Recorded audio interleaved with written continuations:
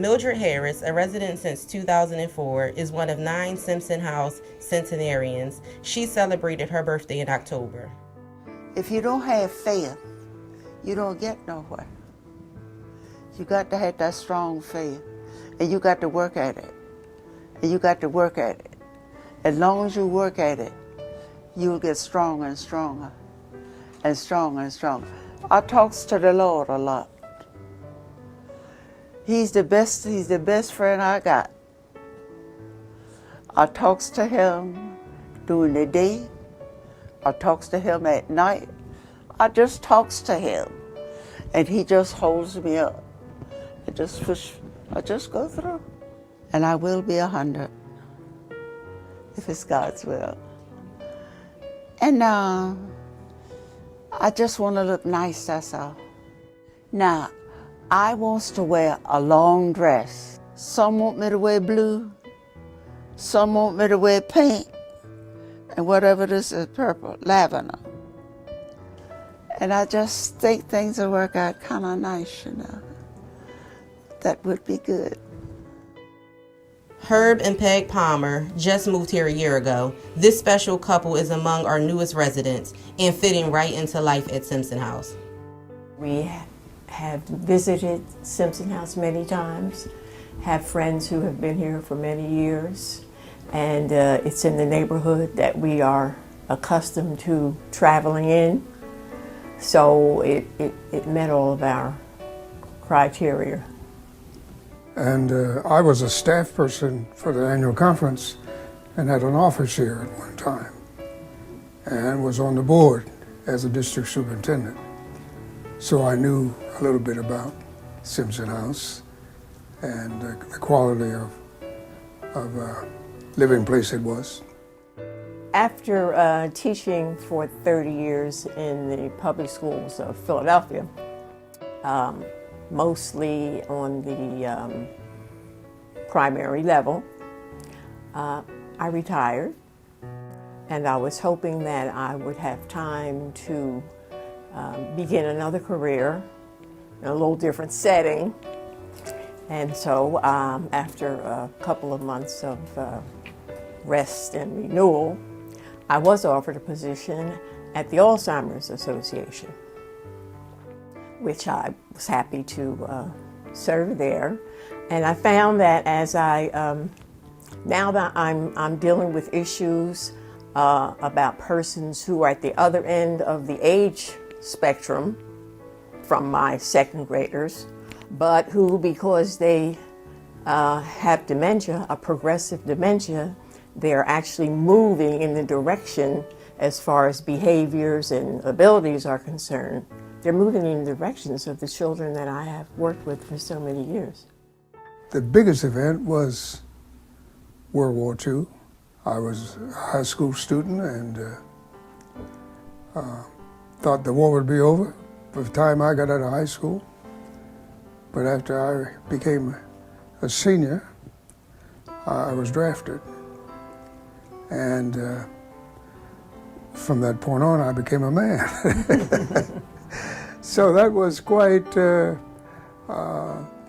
what would you say, dramatic, traumatic for me. And it really changed my direction in terms of no longer being one who depended on somebody else to make decisions for me, except, of course, the military made most of the decisions for almost 3 years. But having those years as a young man in the military, I became a man and discovered all the responsibilities that I'd been taught to stick to them, you know, to do what was required and do it the best you can and don't complain about it. So no question about it. It made a difference in my life to have left home at 18 and became a man. I was in the military for 2 wars.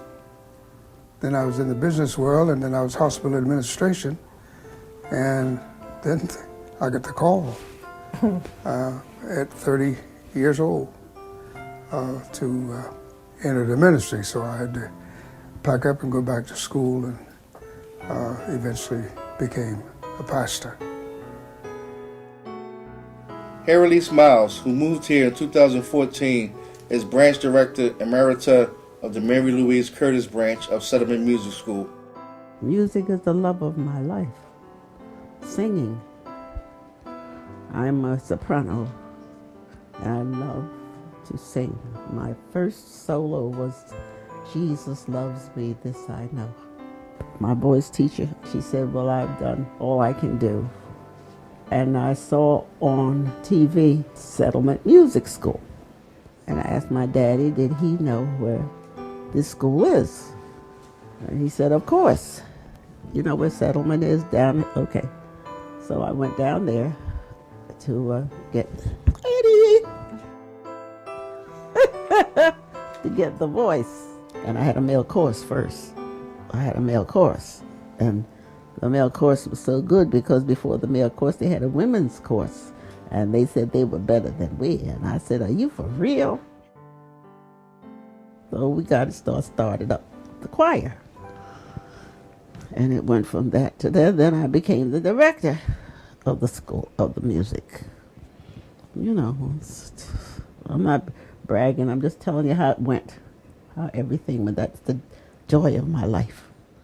Jesus is all the world to me, my life, my joy, my all. He is my strength from day to day.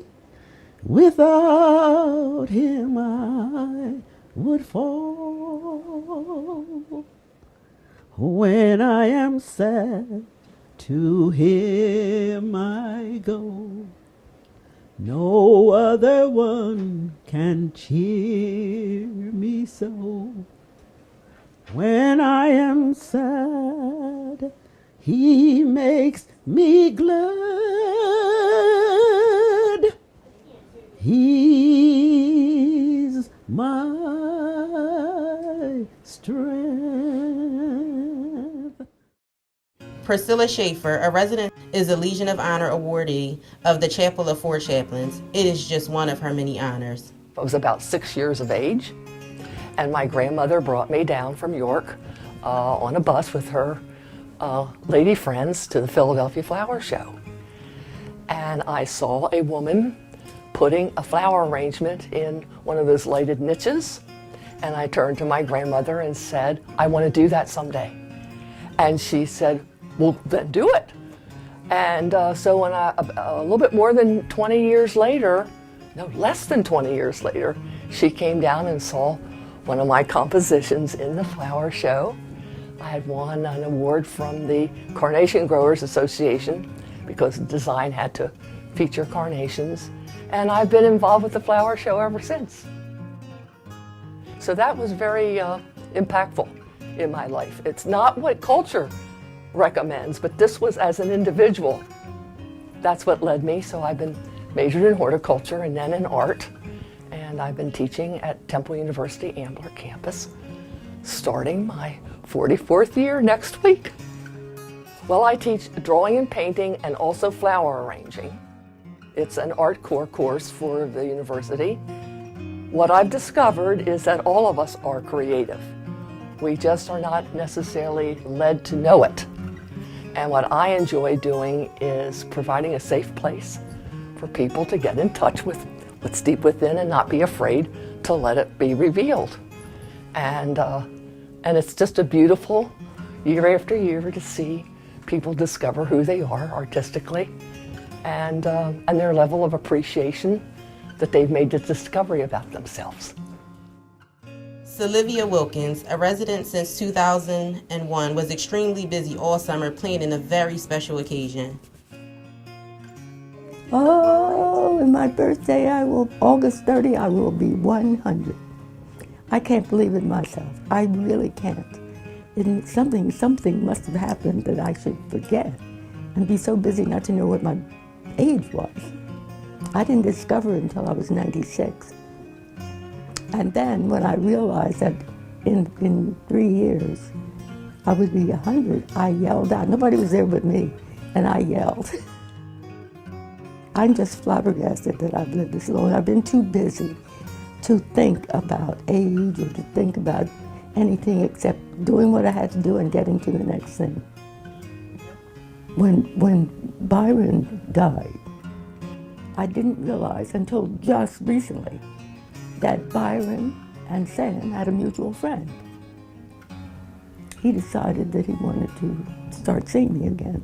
And of course I said no, just as a friend, yes. But to get married, no. I said it so many times.